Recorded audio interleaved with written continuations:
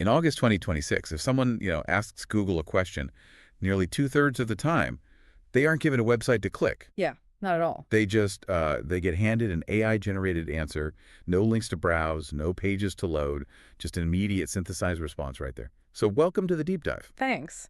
And I mean, it is a staggering reality to look at. We are looking at a fundamentally rewired internet here, where the mechanics of discovery have just been entirely flipped on their head. Exactly. And we've gathered this massive stack of SEO and tech reports specifically from this date, August 16, 2026, to really understand this shift. Right. Because if you're managing a brand's web presence in this landscape, or, even just trying to build an audience, your primary dashboard isn't showing those same click-through metrics it used to. No, the whole dashboard has changed. Yeah.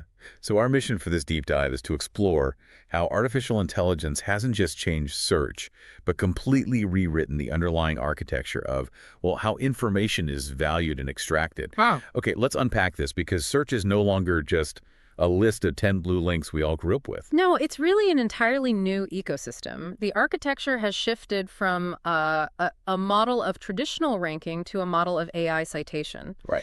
And I think the narrative of the August 2026 landscape that we're seeing in these reports is that the survival of any digital brand now depends on a very deliberate mix. What kind of mix? Well, it's a mix of highly structured technical data on one side and mathematically verifiable human authority on the other. If you lack either of those, you simply, disappear from the modern discovery ecosystem. Wow. Okay, let's start with the hard data on how users are actually interacting with search, because these AI overviews, they're not some beta experiment anymore. Definitely not. According to the technology reports from August 16, 2026, Google AI overviews are activating on roughly 13.7% of all general queries. Which is already huge. Yeah, but when we filter for question form queries, so when a user is asking, how to or what is or why does, that activation rate skyrockets to 64.7%. Right. Users are treating the search engine less like a directory now and more like an oracle. Like a personal research assistant. Exactly. It's the difference between being handed a library catalog to go find a book yourself versus having someone just read all the books and give you the summary. They don't want a list of possible sources anymore. They want a definitive synthesis. But looking at this data, there's a massive paradox here that completely breaks how I thought SEO worked. The report explicitly states that about 30% of the sources cited in these AI overviews do not even appear in traditional first-page results. Yeah, that's the wild part. So if 30% of the sources aren't even on the first page anymore, doesn't that mean the traditional obsession with ranking number one is essentially dead? What's fascinating here is that the definition of winning has completely detached from the traditional PageRank model. I mean, for decades, algorithms favored older, massively linked sites. It was just a popularity contest based on backlinks, right? Yeah, totally. But these generative systems prioritize something entirely different. They are extraction engines. So they look for pages that are technically sound, structured with incredibly clear, dense answers. So it's about the format. Very much so. If a site that's, say, buried on page 3 has the most concise, structurally perfect answer to a specific facet of your question, the AI will pull it right past the traditional number one result. Okay, so the LLM doesn't care about your legacy domain authority if your actual sentence structure is, bloated or hard to parse. Nope. It's playing favorites based purely on clarity and extractability. Precisely. And that mechanical shift is what has driven the absolute explosion of GEO. Generative Engine Optimization. Generative Engine Optimization. Brands have realized they can't just optimize for Google's traditional crawler anymore. They have to optimize for the retrieval mechanisms of ChatGPT, Perplexity, Claude, and Gemini. So if I'm a content team and I'm trying to optimize for an AI like Claude instead of just a traditional Google crawler, how do I actually tell it what to read? Because in the old days, we just used a robots.txt file to say, hey, don't look at my checkout page. Right, yeah. Is there a way to proactively guide an LLM now? Yes, and it's one of the most critical technical shifts we're seeing in the August 2026 data. There is a new standard called the llms.txt file. llms.txt file. llm.dst-.txt. Okay. Yeah. And unlike the old robots.txt, which was largely a defensive tool, like a list of closed doors, the llms.txt file is an active routing mechanism. How does that actually work in practice, though? Well, think of an AI crawler arriving at your website. Without guidance, it just has to parse your entire site architecture. It reads your marketing fluff, your headers, your navigation menu. Just guessing what matters. Exactly, trying to guess what the most factual information is. But the llms.txt file acts as a direct map. You are explicitly telling the crawler, hey, here are the markdown files, the dense documentation, and the purely factual notes of my site. Read these first to understand my core concepts. You are removing all the friction of extraction. Wow, so you're basically handing the AI the exact cheat sheet it needs to synthesize an answer about your product. Yes. Because if you aren't doing that, you're just hoping the AI stumbles across the right paragraph by accident. Exactly. And hoping for accidents is just a terrible strategy when, as you said, 65% of questions are being answered by generative AI. That is wild. Okay, so if the entire goal now is to feed these LLMs specific answers, the old keyword tools must be completely useless. I mean, how is a marketing team even supposed to measure? Is Perplexity or Google's AI mode actually likes their content? That is the exact crisis that legacy software platforms have been trying to solve over the last year. The tools we use to optimize content have evolved into these AI-native command centers. Right. Look at a platform like Semrush One, for example. According to the August 2026 reports, it's become the operational backbone for major teams, precisely because it integrated LLM visibility tracking. Yeah, I noticed in the stack that this isn't just a minor feature update for them. Legacy SEO tools are essentially forcing teams to buy entirely new AI modules just to survive. Oh, absolutely. I mean, the Semrush base tier is around $120, but teams are practically mandated to add this $71 AI search module just to unlock the LLM tracking. That's a fundamental shift in marketing budgets. It is, because the cost of not having that data is total invisibility. You can't improve what you can't measure, right? Good point. So these platforms are now tracking your brand's presence across ChatGPT and Perplexity, and then they're using their own generative AI to interpret that performance data and surface actionable recommendations on how to rewrite your content for better extraction. And we're seeing that on the creation side, too. The reports highlight Surfer SEO as a major player right now. It uses natural language processing to score your draft against top-ranking competitors in real time, which cuts optimization from hours to minutes. Right, it's incredibly fast. But it also integrates directly with AI writers like ChatGPT, Jasper, and Koala Writer. And honestly, I have to push back on this entire workflow. Okay, go for it. If we use an AI platform to research the topic, and then we use an AI writer to generate the content, and an AI optimization tool to structure it all so that an AI search engine can read it, aren't we just creating an infinite loop of machines talking to machines? Yeah. Where does the human even fit in? It's an incredibly valid concern. We call it the machine Ouroboros trap. The machine Ouroboros trap. I like that. Yeah. When you rely purely on synthetic generation and synthetic optimization, you inevitably create an echo chamber of just, aggressively average information. Right. The AI is just regurgitating the mean average of its training data, and then you are publishing that average right back onto the web. And if you're just publishing average information, why would an AI overview ever choose to cite you over the millions of other mathematically identical pages? It wouldn't. It absolutely wouldn't, which is why a tool like Ahrefs remains essential in this 2026 tool stack. Okay, how so? Well, while other platforms are pivoting really heavily toward generative AI, Ahrefs, which is still about $99 a month, focuses heavily on raw data intelligence. They update their link index every 15 to 30 minutes to measure human friction. Human friction, what do you mean by that? The act of one human deciding to place a backlink to another human's website requires effort. Okay. It requires a decision, a transfer of trust, and an actual modification of a web page.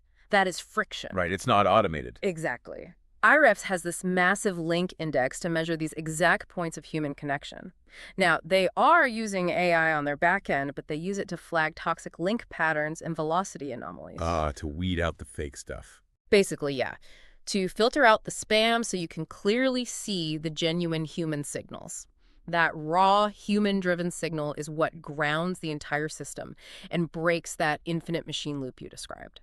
Okay, that makes perfect sense. The backlink is the grounding wire because the machine didn't generate it. A human vouched for it. Exactly. But if we're relying on all these tools to scrape data to give us intelligence, and the LLMs are constantly crawling the web to synthesize answers, we run into a massive structural problem.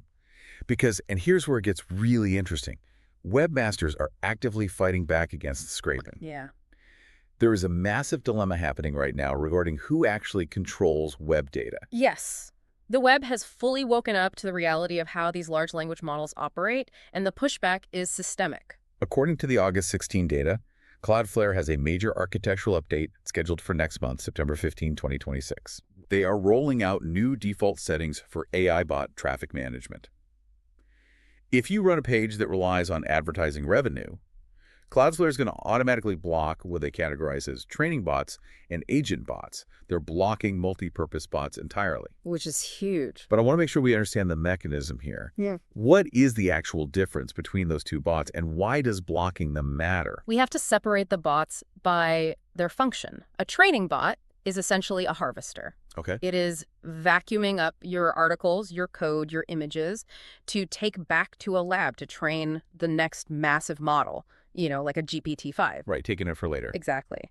An agent bot, on the other hand, is an active librarian. It is a tool like Perplexity actively crawling your site in real time because a user just asked a question, and the bot needs to read your page right now to synthesize the answer. So it's like deciding whether to put your book in the public library for free marketing or locking it in a vault because people are reading it without paying you. Right. Blocking an agent bot sounds like refusing to let a journalist interview you. Yep. You protect your exact quotes and keep them from being summarized. But when the article comes out, your competitor, who did the interview, is positioned as the sole expert in the field. That is a perfect analogy, and that is the exact strategic tightrope site owners are walking right now. If you use Cloudflare's new defaults to block an agent bot, you protect your intellectual property from being scraped. Which feels good. Right, but you simultaneously ensure that an AI search tool cannot cite your content in a real-time answer. You become fatally invisible to the 65% of users asking questions through AI. And the reports show Google is forcing this exact same decision natively. They are rolling out generative AI controls globally in Search Console by Q4 2026. Yes, giving site owners choices. Right. 3 specific choices. Include your content in generative AI features, exclude it entirely, or inherit controls from a parent domain. And we need to clarify the mechanism there. Choosing to exclude your content from generative AI features does not remove you from the traditional 10 blue links ranking. Okay. It just pulls you out of the AI overviews. So why would any business choose to opt out and make themselves invisible to the AI? It really comes down to business model friction. Publishers who rely entirely on display ads, so news sites, recipe blogs, basic informational wikis, they are terrified of AI cannibalizing their click-through traffic. Oh, because if I just get the answer, I don't click. Exactly. If the AI reads the recipe and gives the user the exact cooking times right on the search page, the user never clicks the link, the publisher's page never loads, and the ad never serves. For those businesses, opting out is an act of survival. But if you're selling a product or a specialized service, it's a completely different calculation. Entirely different. For brands, service providers, and e-commerce, opting in is the clear strategic choice. You want the AI to understand your product deeply. Right. Being cited in an AI overview builds incredible brand credibility, and because the user's intent is already synthesized by the time they see your citation, any resulting click is highly qualified. So if technical walls are going up everywhere and site owners are carefully gating their data, and AI is writing a massive baseline of the internet's content anyway, how does the AI actually know who to trust? That is the million-dollar question. Right, because if 2 different blogs publish the exact same structurally perfect answer, how does the engine determine what is actually authoritative? That brings us to the human differentiator, which is really the foundational core of the entire August 2026 landscape. AI systems do not understand websites the way human beings do. An LLM doesn't look at a beautifully designed homepage and feel trust. Okay. AI systems understand entities. Entities. Let's dig into the architecture of that. What exactly is an entity to an AI? An entity is a defined node in a massive knowledge graph. It is a distinct, recognizable concept, a specific person, a specific corporation, a specific geographic location. Got it. And entity SEO is the practice of explicitly mapping your content to these recognized nodes. The frameworks of experience, expertise, authoritativeness, and trustworthiness, what the industry calls EET, that they evolved. Right, there used to be just guidelines, right? Exactly, vague guidelines for human raters. But now they have hardened into measurable hard-ranking factors, particularly for what Google designates as YMYL or your money or your life topics like health and finance. But how does an LLM, which at its core is just a system that predicts the next word in a sequence, actually verify a real-world professional credential? It can't read your medical diploma. It verifies it through mathematical proximity in its training data. An LLM maps relationships via vector clustering. Okay, unpacking that a bit. Sure. If your name, your entity is consistently discussed in close proximity to highly trusted medical journals, verified hospital databases, and established industry conferences across the broader web, the AI calculates a high probability of expertise. Your entity gains mathematical weight. So if you are a completely anonymous author who just spun up a blog using ChatGPT, your entity has 0 weight. There is no proximity to establish trust signals. Exactly. Thin anonymous content is dying because the AI cannot verify the entity behind it. The algorithm is specifically hunting for brand authority signals, press mentions, professional credentials, industry citations, and verified authorship. Real-world stuff. Yes. In 2026, investing in digital PR and industry recognition is no longer a vanity branding exercise. It is a hard, technical SEO requirement to establish your entity weight. And there's a coding mechanism to feed this directly to the AI, right? Hmm. I saw the term JSON-LD schema all over these reports. How does that actually work? JSON-LD is basically a hidden layer of code on your website. Instead of forcing an AI crawler to read a conversational paragraph and guess what your business does, JSON-LD acts like an explicit machine-readable name tag. Oh, I see. It is structured data that says, I am an organization, this is my CEO, these are my business hours, and this is my specific area of specialty. In a syntax, the AI instantly parses without any ambiguity. So you're taking your real-world entity weight and perfectly formatting it into index cards for the AI. Precisely. We are seeing a massive surge in markup for organization, person, and specifically FAQ schema. FAQ schema is vital because well-structured question and answer pairs are highly abstractable by tools like ChatGPT. Which feeds right back into GEO. Right. You use JSON-LD to explicitly tell the machine, here's the exact answer to this specific question, and here is the mathematical link to the verified human expert who provided it. So what does this all mean for the listener? We started this by talking about how an AI overview bypasses traditional rankings based on structure. But if we follow the logic all the way through, is the irony here that to win in a completely synthetic AI-dominated search landscape, you actually have to be more human and build a real-world brand. If we connect this to the bigger picture. Yes. And Google's own tools are proving this entity-based approach. In fact, one of the most groundbreaking updates in the August 2026 reports involves Google Search Console. Right. The social media integration, this felt like a massive architectural shift when I read it. It absolutely is. Google Search Console has now integrated performance reports for X, formerly Twitter, Instagram, YouTube, and TikTok. Wow. Yeah, webmasters can now log in and see exactly which search queries are driving impressions and clicks to their social media profiles directly alongside their website data. Which proves that Google is no longer treating social media as a separate walled garden. A TikTok video or a thread on X is now formally treated as searchable, measurable web content within Google's own ecosystem. Because they are looking at the entire footprint of the entity. That is wild. Yeah.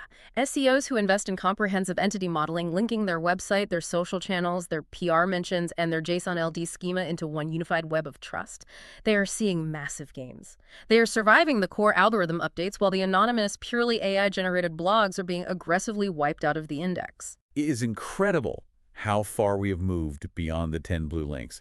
We've really traced the entire evolution today. We started by unpacking how Google AI overviews are activating on nearly 65% of questions, bypassing traditional page 1 rankings for sources that offer perfect structure and extractability. Right, the shift to extraction engines. Yeah. And then we look at the strategic pivot in the 2026 tool stack, where legacy platforms like Semrush are mandating LLM visibility tracking, while tools like Ahrefs maintain those critical human friction metrics to prevent the machine echo chamber. And we also navigated the intense control dilemma looming next month.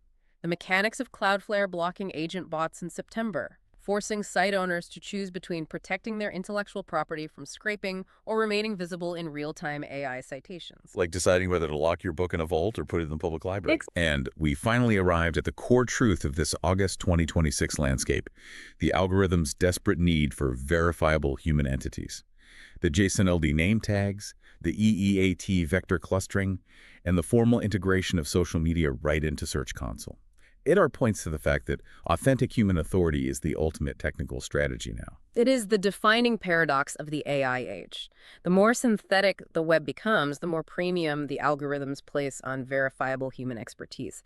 And I think this raises a really important thought, something every digital creator and brand manager needs to deeply ponder as we look at this data. Lay it on us. If Google is now actively measuring your TikToks, your YouTube videos, and your social posts right alongside your traditional web pages, and if large language models only trust and cite cross-referenced verified entities, are we approaching a future where the concept of a standalone website is completely obsolete? Oh, wow. Are we moving toward a reality where your website is no longer the center of your universe, but just a minor administrative node in a much larger unified digital identity that the AI assesses as a single collective whole? That is a fascinating way to look at it. We asked earlier if you should protect your data in a vault or put it out into the public library. It turns out you are the book, the entity is the asset. Thank you so much for joining us on this deep dive into the exact tech landscape of August 16th, 2026. Take a look at your own digital identity out there. Keep exploring, stay curious, and we'll see you next time.